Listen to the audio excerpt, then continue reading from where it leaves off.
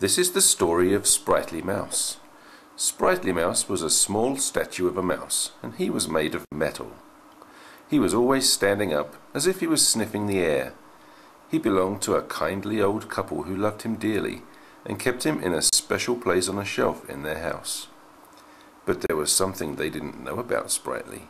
He was special, you could even call him magical, and the old couple never suspected. All day long, Sprightly Mouse would stand, seeming to sniff the air. When Sprightly was on his shelf, he could stand up all day and see right across the living room. He could see the sofa, and the chairs, and the pictures on the walls. Can you see the pictures? And he could see all the books on the shelves. As he stood looking, Sprightly wondered if they were filled with pictures. Dust would land on Sprightly Mouse. Because he couldn't move, dust would land right on his head, and every day the old lady would brush the dust off Sprightly, since he was only a metal statue after all. And everybody knows metal statues never move by themselves, not unless there is something very magic and very special about them. Magical like Sprightly. The kindly old couple didn't know that the metal he was made from came from the stars. And sometimes something magical would happen, but only on very special nights. Sometimes, late at night, the moon would be full and round. Sometimes it would shine brightly, so brightly that moonbeams would shine in through the window and fill the house with moonlight. And as the magical moonlight spilled on Sprightly, he would feel his metal body tingle. The moonlight would warm him up. And then something very unusual would happen. Unusual, that is, for a mouse made of metal.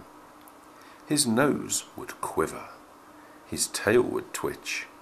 His little body would stretch, and on those magical nights, Sprightly Mouse would come to life. First he would explore the shelf and have a better look around. Sprightly Mouse loved to look around. He would sniff the air, and he could smell the moonbeams. They smelled to him of magic. Then he would climb down and cross the floor.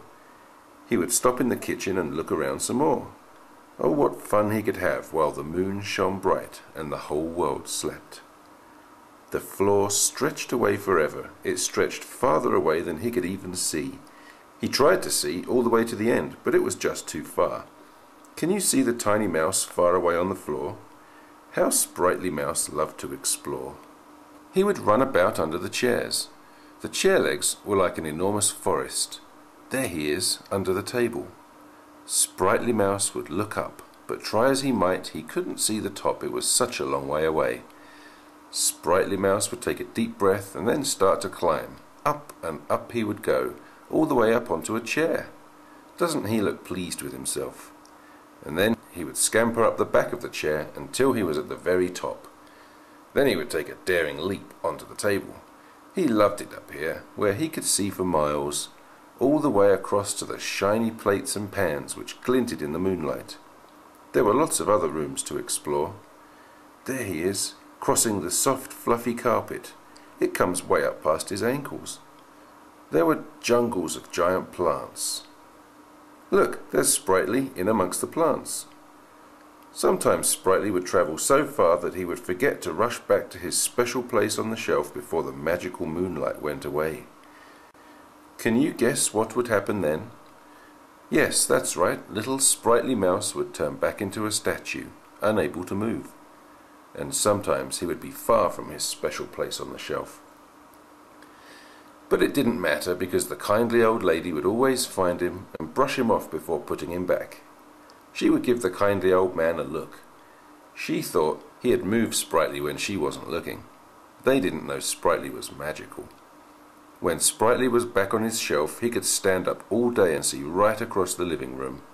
He could see the sofa, and the chairs, and the pictures on the walls. And he could see all the books on the shelves. As he stood looking, Sprightly wondered if they were filled with pictures. He was happy here, but he was also hoping for the next magical night, when the moon might shine both round and bright. and Sprightly Mouse dreamed of when the moonbeams might come back and fill the house again.